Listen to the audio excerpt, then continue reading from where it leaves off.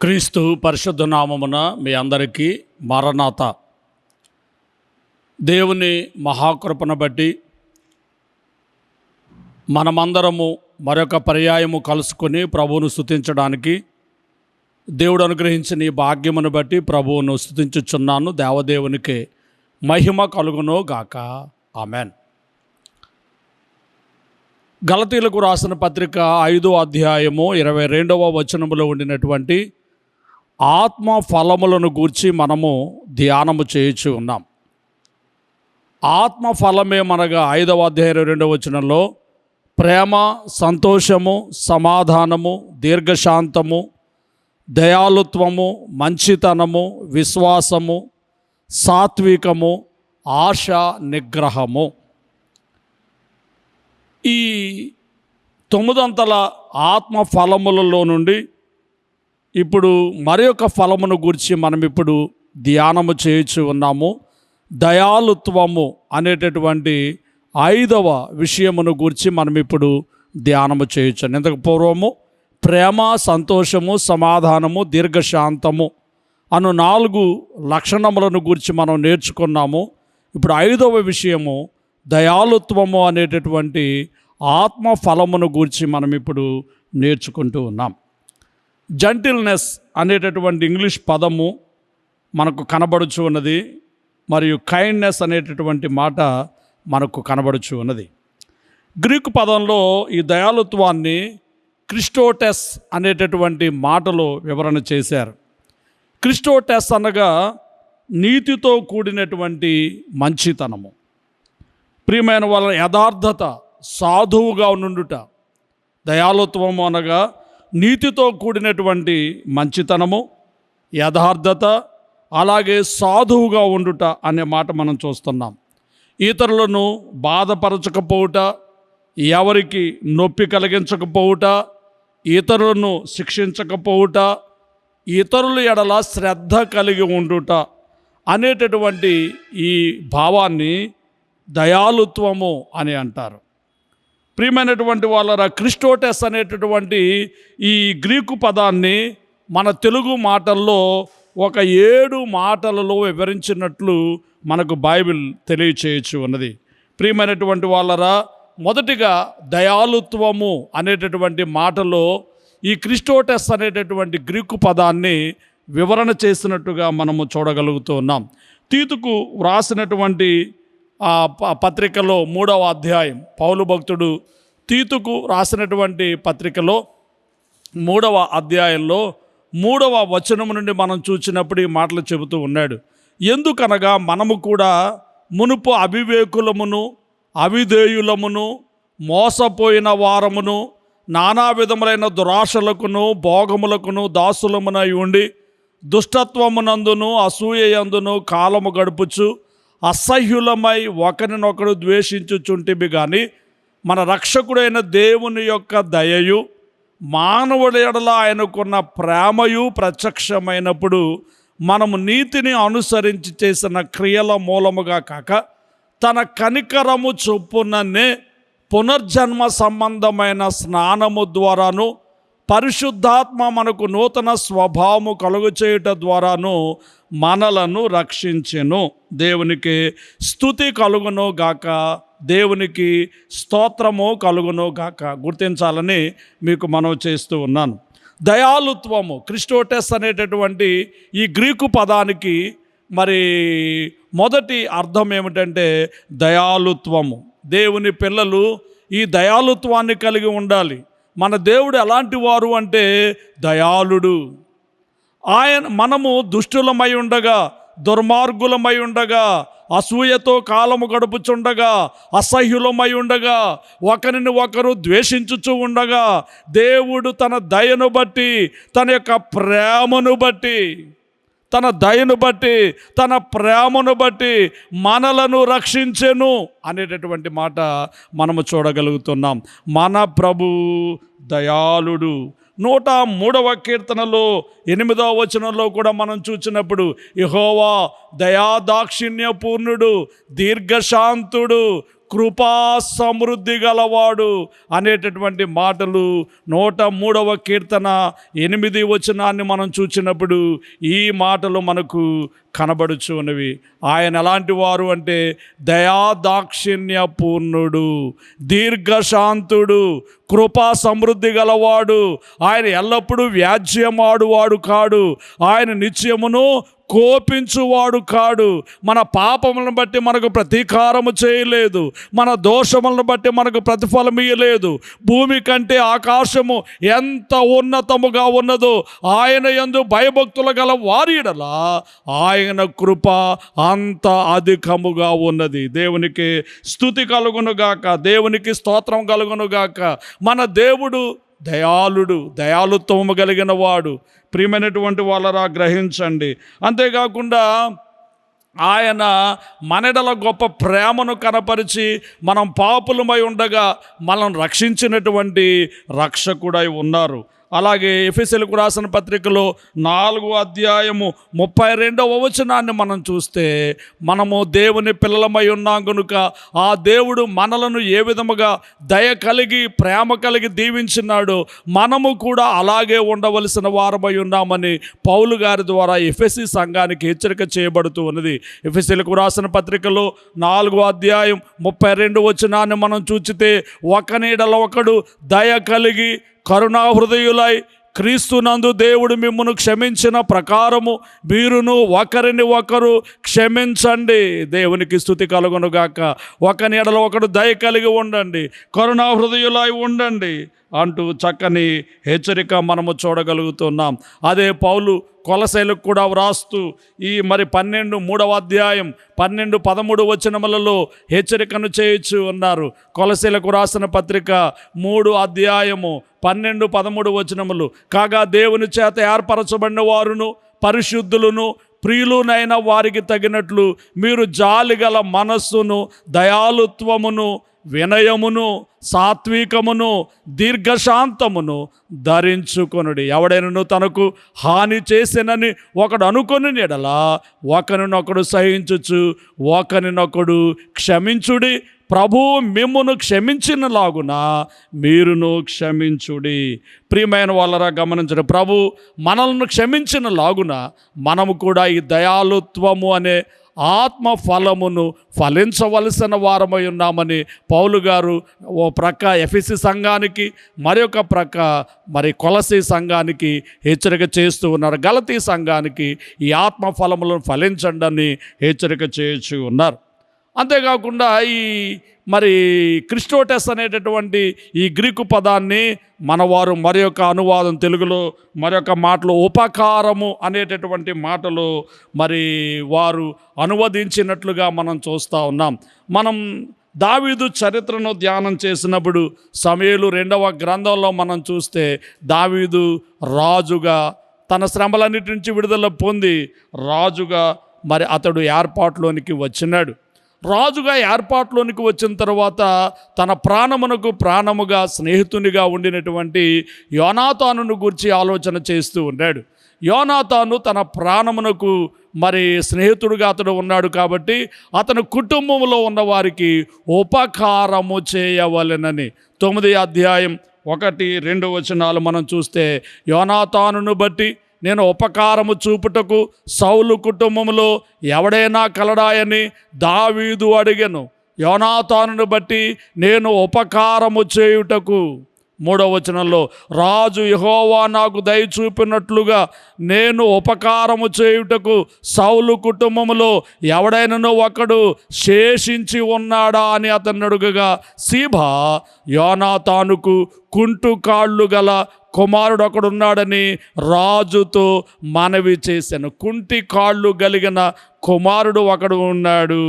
గమనించండి, ఉపకారము, దయాళుత్వము అని తెలుగులో అనువదించినటువంటి ఇదే మాటకు ఇంకొక చోట ఉపకారము. దేవుని పిల్లలు ఉపకారము అను ఫలమును ఫలించాలి.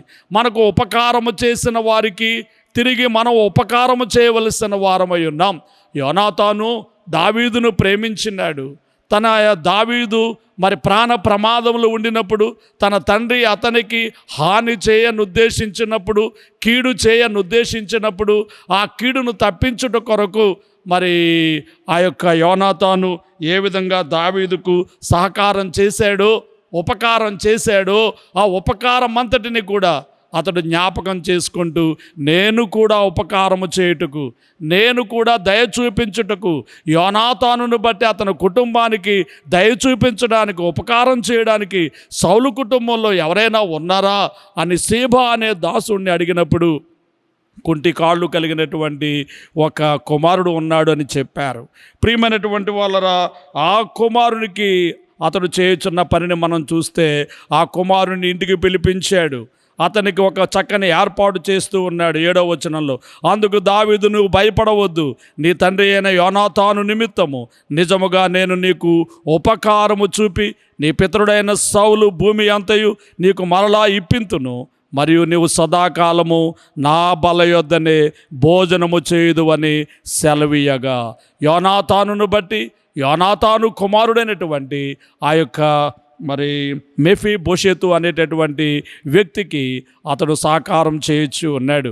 అందుకు 8వ వచనంలో మరి మెఫీబోషెతు చెప్పే మాట, అతడు నమస్కరించి చచ్చిన కుక్క వంటి వాడనైన నాయడల నీవు దయచూపుటకు నీ దాసుడునగు నేను ఎంతటి వాడను అనెను. నీ దాసుడునగు నేను ఎంతటి వాడను. అయినప్పటికీ కూడా యోనాతానును బట్టి దయ చూపించుచున్నాడు. యోనాతాను కుంటి వాడైనటువంటి కుమారుని మీద సహకారము చేయొచ్చు ఉన్నారు. 11వ వచనం నుండి మనము చూచితే 12వ వచనం నుండి 11, 12, 13 వచనాలు, 12 వచనం చూడండి.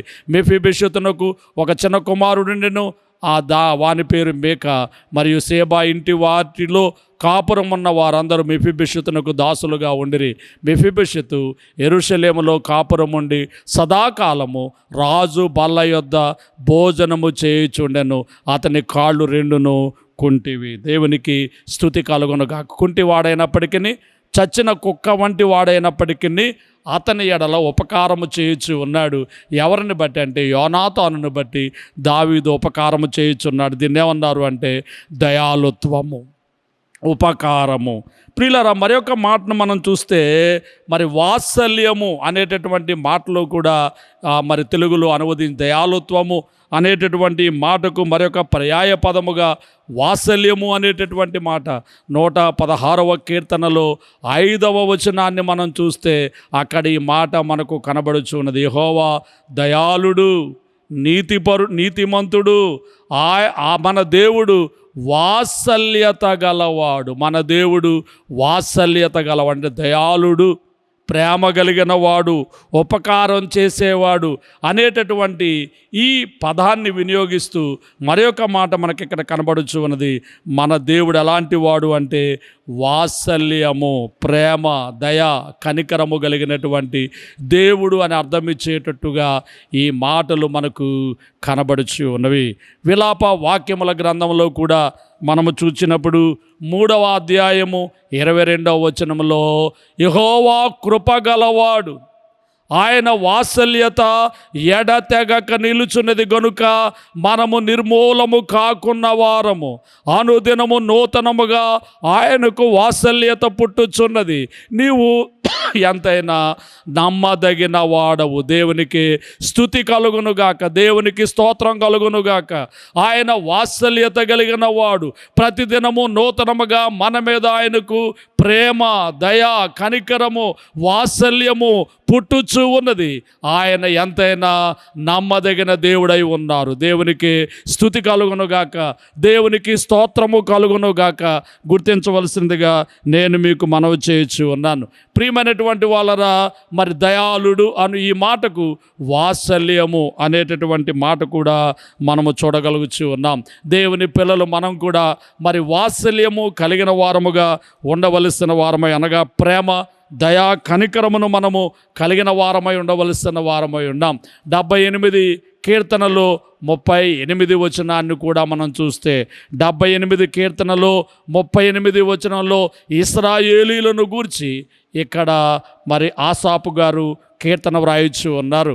ప్రియమైన వాళ్ళరా, వారు ఎన్నో మార్లు మరి దేవునికి వ్యతిరేకంగా సనిగిన, శోధించిన, ఎన్నో మేళ్ళు వారికి చేస్తూ వచ్చారని చెబుతూ 38వ వచనంలో, అయితే ఆయన వాత్సల్య సంపూర్ణుడై ఇశ్రాయేలీయులైన వారిని నశింపచేయక వారి దోషము పరిహరించువాడు. అంటే వారి దోషమునకు ప్రాయశ్చిత్తము చేయువాడు. వారిని పరిహరిస్తూనే వచ్చారు తప్ప వారిని నాశనము చేయలేదు. ఆయన వాత్సల్య సంపూర్ణుడు అనే మాట మనం ఇక్కడ చూడగలుగుతున్నాం. 4వదిగా ఈ దయాళుత్వము అనేటటువంటి మాట మరి ఒక పదములో తెలుగులో మనకు కనబడుచు ఉన్నది అనురాగము అనేటటువంటి మాట మనం చూడగలుగుతున్నాము. ప్రియమైన వాళ్ళరా గమనించండి, ఇర్మియా గ్రంథంలో మనం చూచినప్పుడు ఈ మాటలు 2వ అధ్యాయము 2వ వచనాన్ని మనం చూస్తే ఈ మాటలు మనకు కనబడచ్చు. నీవు వెళ్ళి యెరూషలేము నివాసుల చెవులలో ఈ సమాచారము ప్రకటింపుము. యెహోవా సెలవిచ్చినదేమనగా, నీవు అరణ్యములోను విత్తనములు వేయదగని దేశములోను నన్ను వెంబడించుచు నీ యవన కాలంలో నీవు చూపిన అనురాగమును, నీ వైవాహిక ప్రేమను నేను జ్ఞాపకము చేసుకొనుచున్నాను. నీవు చూపిన అనురాగము మరి ఒక పదము ఇక్కడ మనం చూడగలుగుతున్నాము, అనురాగము. దేవుని పిల్లలు అనురాగము అంటే ప్రేమ, దయ, కనికరము అనేటటువంటి ఈ అనురాగమును కలిగి ఉండవలసిన వారై ఉంటూ ఉన్నారు. గుర్తించవలసినదిగా నేను మీకు తెలియచేయచ్చు ఉన్నాను. ప్రియులారా, ఈ యొక్క దయాళుత్వము అనే ఈ యొక్క అర్థమును మరికొన్ని పదాల్లో మనం చూస్తున్నాం. ఉపకారము, అలాగే వాత్సల్యము, అనురాగము. మరొక మాటలో మనం చూస్తే మనకు కనబడుచు ఉన్నది అపోస్తుల కార్యముల గ్రంథం 28వ అధ్యాయము 2వ వచనాన్ని మనం చూస్తే, అపోస్తుల కార్యముల గ్రంథం 28వ అధ్యాయము 2వ వచనంలో 1-2 వచనాల్లో, మేము తప్పించుకొనిన తరువాత ఆ ద్వీపము మెలితే అని తెలుసుకుంటేమే అనాగరికులకు ఆ ద్వీపవాసులు మాకు చేసిన ఉపచారము ఇంతింత కాదు. ఎలాగనగా అప్పుడు వర్షము కురియుచు చలిగా ఉన్నందున వారు నిప్పు రాజబెట్టి మమ్మల్ని అందరినీ చేర్చుకొనిరి. అపోస్తలుడైనటువంటి పౌలు గొప్ప సువార్తికుడు. 3 మిషనరీ యాత్రల ద్వారా అనేక చోట్ల 2 ఖండములలో సువార్త చెప్పినటువంటి గొప్ప సువార్తికుడు. అయ్యో, నేను సువార్త ప్రకటించకపోతే నాకు శ్రమ అని పలికినటువంటి గొప్ప సువార్తికుడు. ఈ గొప్ప సువార్తికుడు తన సువార్త నిమిత్తమైనటువంటి ప్రయాణములలో ఇబ్బందులు పాలైనప్పుడు గమనించండి, ఆ ప్రమాద పరిస్థితుల్లో వారు తప్పించుకొని దరిచేరినట్టుగా, సముద్రంలో దుమికి వారు దరిచేరినట్టుగా మనం చూస్తున్నాం. ఒక ద్వీపమునకు వారు వెళ్ళారు. ఆ ద్వీపము మెలితే అనేటటువంటి ద్వీపము. అక్కడ అనాగరికులకు ఆ ద్వీపవాసులు ఉన్నారు.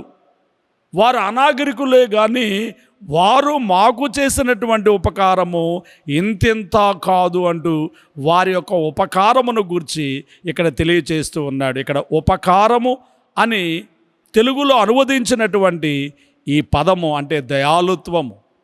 వారు మైడలో చూపిన ప్రేమ, వారు మైడలో చూపిన కనికరం, వారు మైడలో చూపించినటువంటి ఆ దయ ఇంతింత కాదు.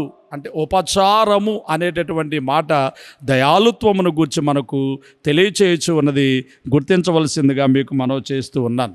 5 విషయాలు: దయాళుత్వము, ఉపకారము, వాత్సల్యము, అనురాగము, ఉపచారము. ఇక 6వ మాట కూడా మనం చూస్తే కనికరము.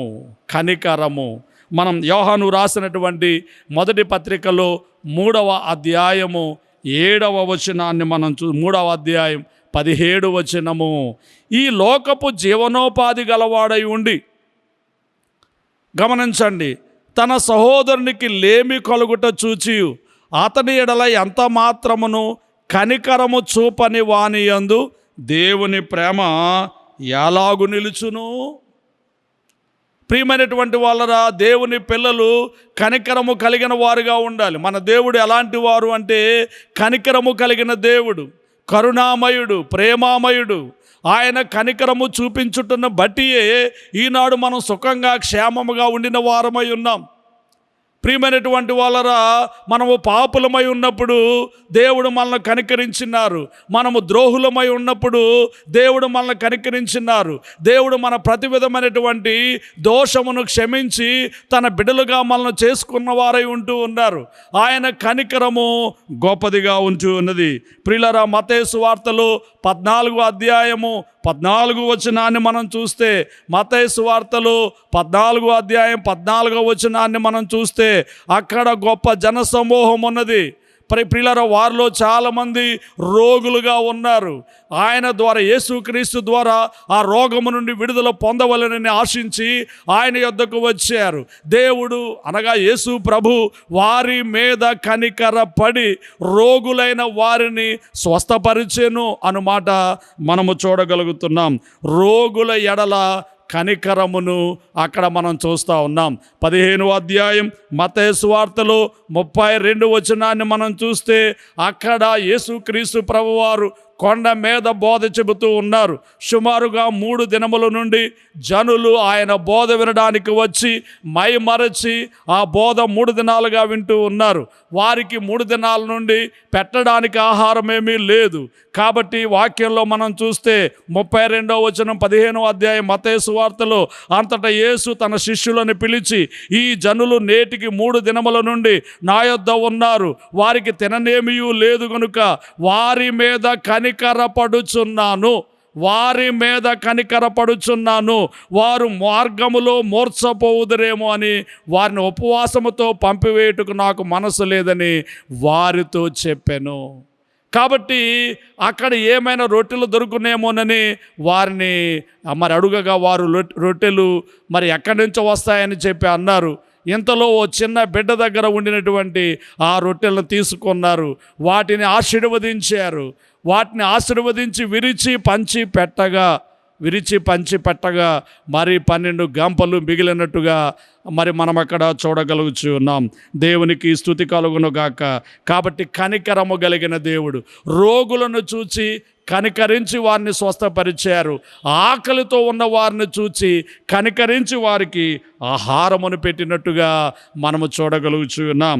మత్తయి సువార్తలో 9వ అధ్యాయం 35 వచనాన్ని నుంచి మనం చూస్తే అక్కడ ఆయన అద్భుతములు చేయొచ్చు ముందుకు సాగుతుండగా 36వ వచనంలో ఆయన సమూహములను చూచి వారు కాపరి లేని గొర్రెల వలె విసికి చెదిరి ఉన్నందున వారి మీద కనికరపడి, కాపరి లేని గొర్రెల వలె విసికి చెదిరి ఉన్నందున వారి మీద కనికరపడి, కోత విస్తారమే కానీ పనివారు కొద్దిగా ఉన్నారు కనుక తన కోతకు పనివారిని పంపమని కోత యజమానుని వేడుకొనుడని తన శిష్యులతో చెప్పాను. కోతను గూర్చిన ఆలోచన, పనివారిని గూర్చిన ఆలోచన, విసికి చెదిరి ఉన్నటువంటి కాపరి లేని గొర్రెలను గూర్చినటువంటి కనికరము, రోగులను గూర్చిన కనికరము, ఆకలితో ఉన్న వారిని గూర్చిన కనికరము, కాపరి లేని గొర్రెల వలె చెదిరిపోయి ఉన్నటువంటి వారిని గూర్చినటువంటి కనికరమును గూర్చి, యేసుక్రీస్తు యొక్క కనికరమును గూర్చి మనం ఇక్కడ నేర్చుకుంటూ ఉన్నాం. లూకాసు వార్తలో కూడా మనం చూస్తే యేసు ప్రభువారు చెప్పినటువంటి ఉపమానములలో మరి ఉండినటువంటి కనికరము మనకు కనబడుచు ఉన్నది. లూకాసు వార్తలో 10 అధ్యాయంలో 33, 34 వచనములను మనం చూచినప్పుడు అక్కడ ఒక మంచి సమరయుని గూర్చినటువంటి మరి ఆ యొక్క ఉపమానము చూడగలుగుతున్న. యెరూషలేము నుంచి ఎరుకో దిగువచ్చుచున్నటువంటి మనుష్యుడు దొంగల చేతిలో చిక్కి కొట్టబడి అతడు బట్టలు దోచుకొనబడిన వాడై కొర ప్రాణముతో వారు విడిచిపెట్టి వెళ్ళిపోయినప్పుడు యాజకుడు ఆ త్రోవను వెళుతూ ఉన్నాడు. తప్పించుకుని ప్రక్కగా వెళ్ళిపోయాడు. లేవీయుడొకడు ఆ చోటుగా వచ్చి ప్రక్కగా వెళ్ళిపోయాడు. అయితే ఒక సమరయుడు అతన్ని చూచి అతని మీద జాలిపడి అతని మీద కనికరపడి దగ్గరకు పోయి నూనెను ద్రాక్షరసమును పోసి అతని గాయములను కట్టి అతన్ని వాహనం మీద ఎక్కించుకొని పూట కోళ్ళ వాని ఇంటికి తీసుకొని పోయి అతన్ని పరామర్శించినటువంటి ఆ సంగతి. ప్రియమైన వాళ్ళరా, అలాగే ఈ మంచి సమరయుని వలె మన ప్రియమైన ప్రభు మనల్ని చూచి కనికరపడే దేవుడు, జాలిపడే దేవుడు, ప్రేమ చూపించే దేవుడు, కనికరము చూపించే దేవుడు, దయను కనపరిచే దేవుడు. అక్కడ ముందు ఇతని కంటే గొప్పవారు మరి యాజకుడు లేవీయుడు ప్రక్కనే వెళ్ళిపోయారు, కానీ ఆయన అలాగూ వెళ్ళిపోయేవాడు కాదు. కానీ వారికి సహకరించగలిగినటువంటి దేవునిగా మనము చూడగలుగుతూ ఉన్నాం. ఇక 15వ అధ్యాయంలో కూడా లూకా సువార్తలో మనము చూచినప్పుడు 15వ అధ్యాయంలో యేసు ప్రభు వారు చెప్పినటువంటి ఉపమానములలో మరి ఒక ఉపమానము తప్పిపోయిన కుమారుని చరిత్ర.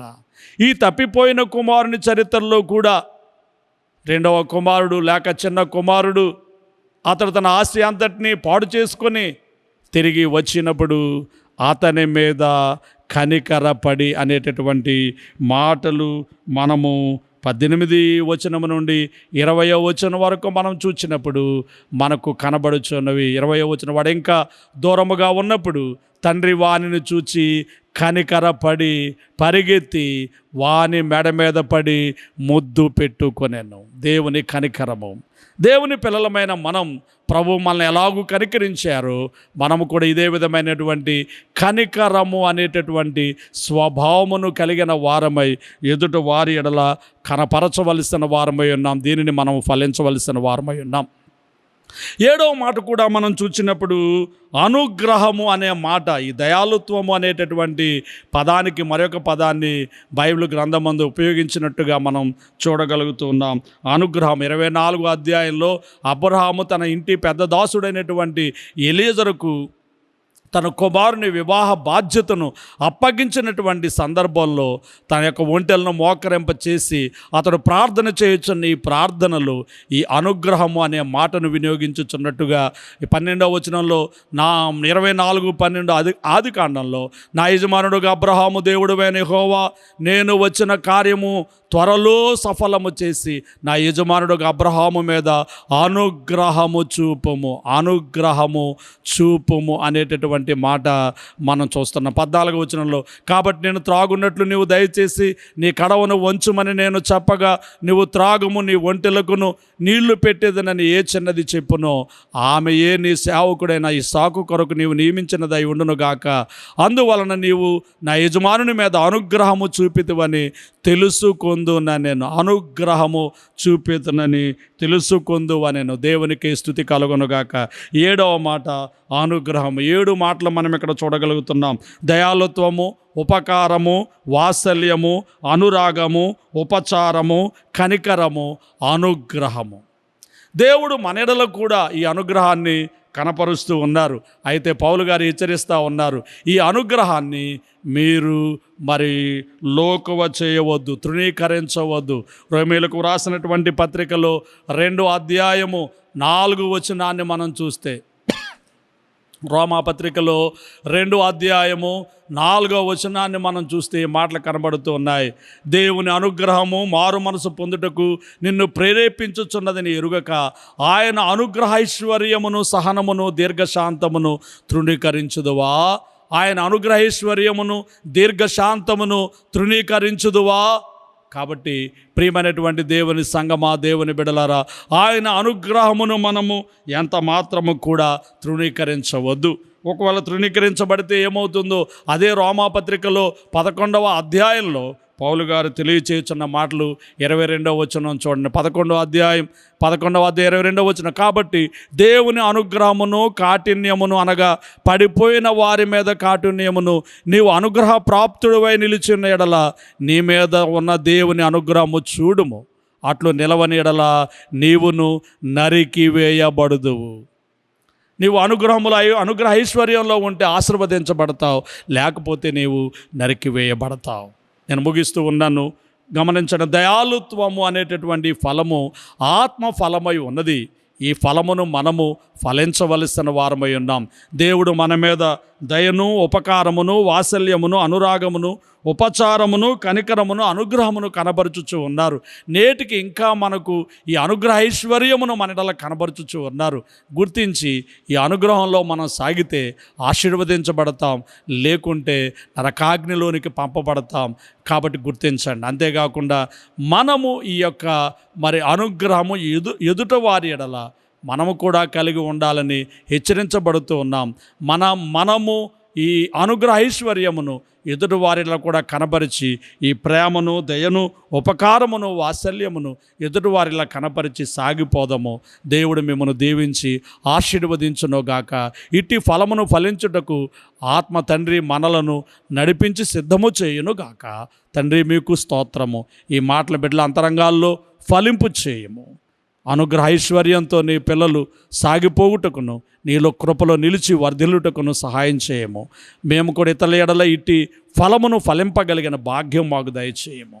క్రీస్తు దివ్య నామంలో వేడుచున్నామో తండ్రి, ఆమెన్. తండ్రి అయిన దేవుడు, కుమారుడైన క్రీస్తు పరిశుద్ధాత్ముడు మిమ్మల్ని ఆశీర్వదింపచేసి తన అనుగ్రహ ఐశ్వర్యంలో మిమ్మను వర్ధిల్ల చేయునుగాక. ఆమెన్. మారనాథ.